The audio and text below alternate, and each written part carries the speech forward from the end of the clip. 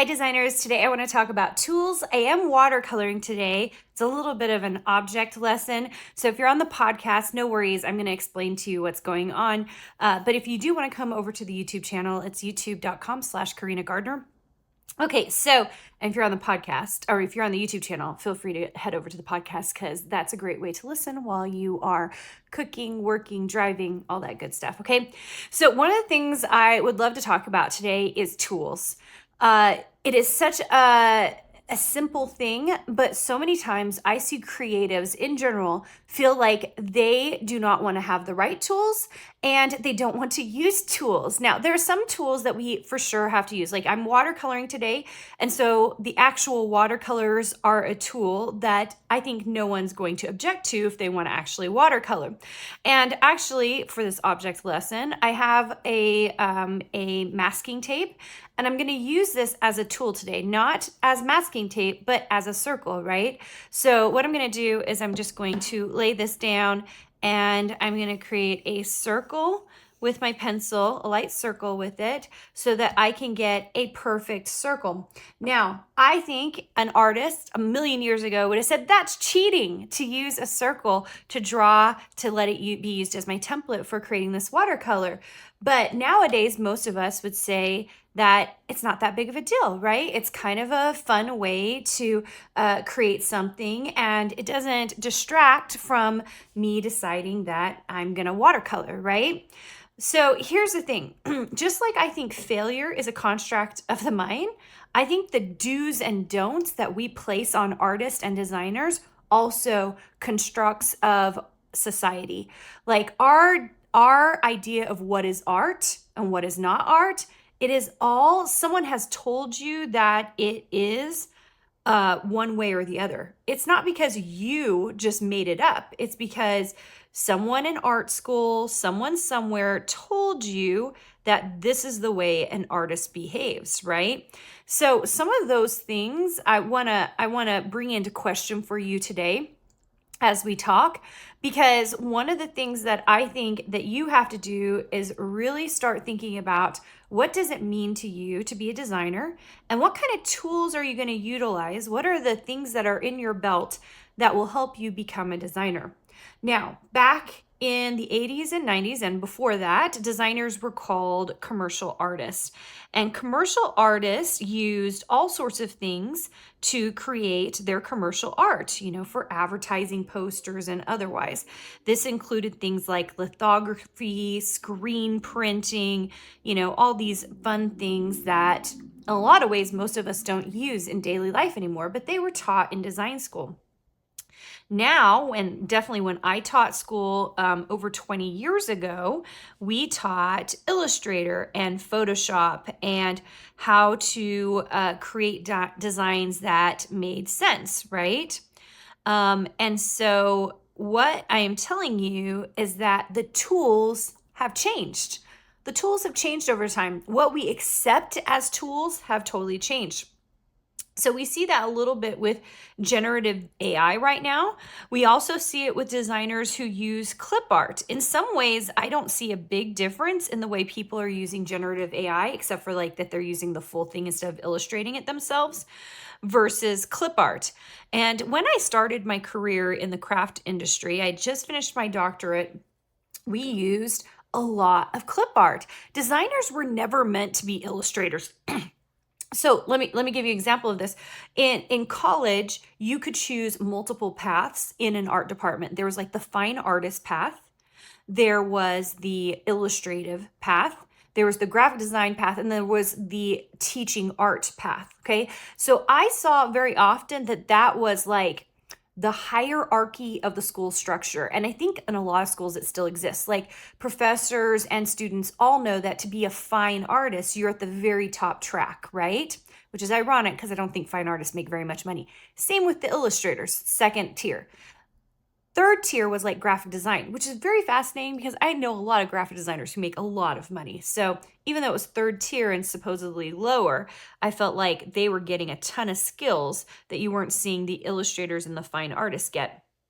And then last but not least was art education, which shouldn't be at the bottom. I kind of feel like they should be the ones at the top. So really fascinating the way the structure works.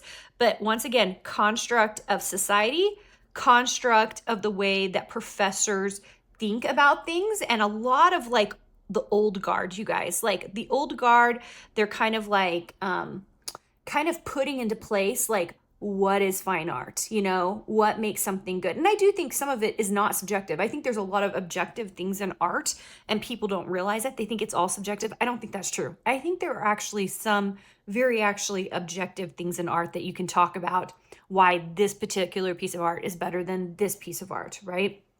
But in terms of like the tier structure, I think it's a little bit baloney. Okay, I know I'm probably gonna get some slack, especially from professors about that, because a career is a career is a career.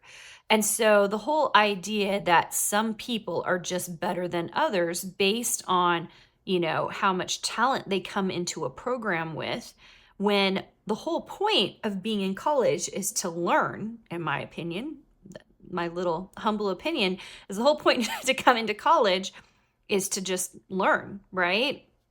So that we can become better.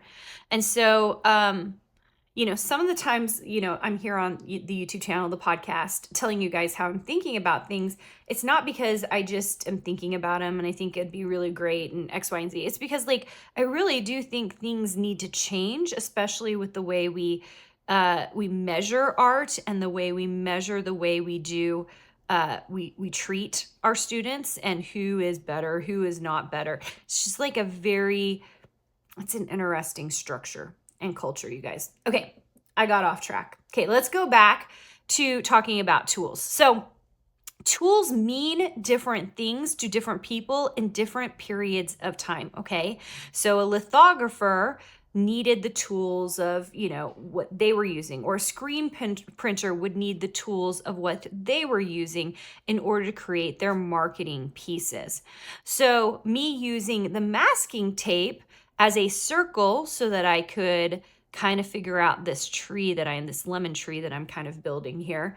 The whole point of it is just to use it as a tool.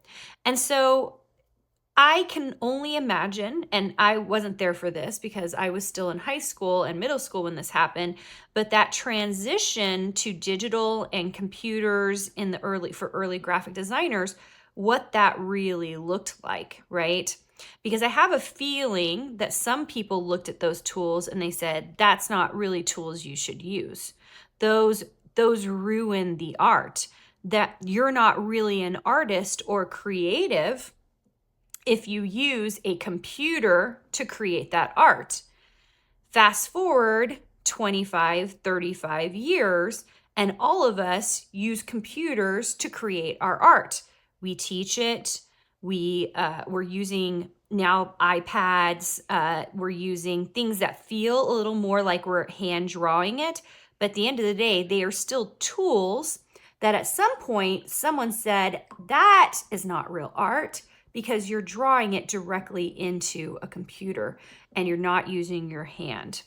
So I just want you to question even all the stuff coming out with generative AI. I am not saying whether generative AI is good or bad. I'm not saying whether it's like going to take over the world.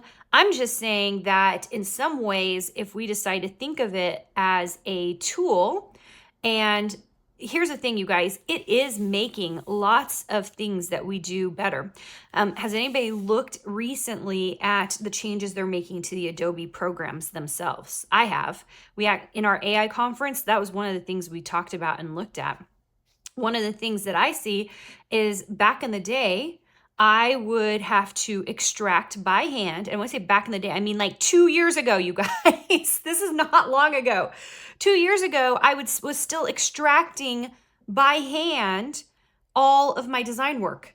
In the silhouette store, we have to produce our designs. Like, so if I have a 3D design, I then have to put it on a white background, which means that, I photograph it in real time somewhere in my office, but then I have to go in and I have to change the artwork. Like, I have to extract it out. I have to add a shadow to it. I have to do these artificial things to make it look real, which is ironic, right? And I just think it's really fascinating that now with a touch of a button in Photoshop, things get automatically extracted for me. That the AI understands and knows what I need to do to get the extraction that I need from the image that I have, okay? So this is, sorry, I have an itch in my eye, you guys. I think this is fascinating because I haven't seen anybody get upset by that. I haven't seen anyone get upset by that. Why? Because it helps us and we can see the immediate and direct benefit of it.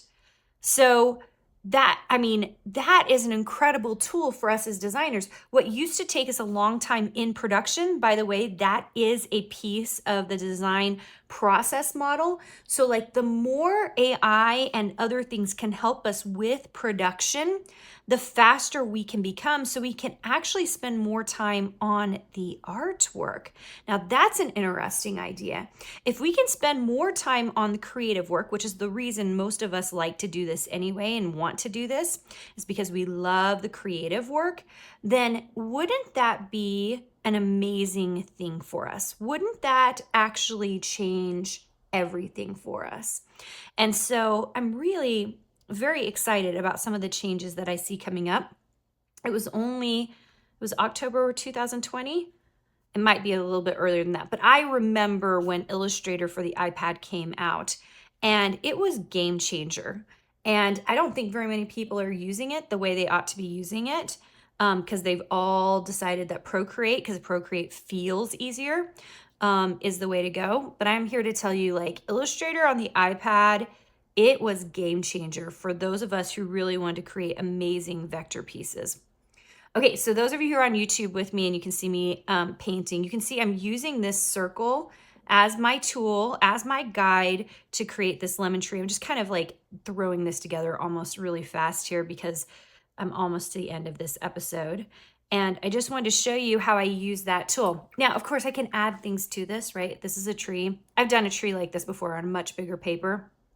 But let's just pretend I'm gonna add like a branch to it. And maybe I added branches throughout here. You could like add little branches in the brown paint, right? To kind of spiff it up, and you can do some other things to it. You could add more layers to it. You could add it into some kind of pot. Let's put a little, we're just gonna do a quick and easy little blue pot. Super watered down here. Okay. But I think that we need to pay attention to the tools we're using, pay attention to what we think are not tools we should be using. And just remember that some of it's subjective based on placement in history. So maybe people were upset by computers in the early 1990s or late 1980s because they didn't feel like it was really art. Now, most of us make our art on computers. So just pay attention to that. I think it's an interesting thing. It's an interesting topic as we are going through so many changes in our design industry right now, and how we're staying on top and pivoting to make sure that it all works for us. I love having you guys here. Hopefully you're really enjoying these. And if you are on the podcast, feel free to come over and subscribe to the YouTube channel, youtube.com/Carina Gardner. I'm here making stuff while I'm talking to you. If you are on the YouTube channel, you just need a place to go so that you can listen while you're cooking or you're driving. Come check us out on the podcast at Make and Design. All right, guys, thanks so much for joining me. Hey, did you know that you can visit me at makeanddesign.com to learn more about this podcast and join my VIP group for weekly freebies? I can't wait to see you there.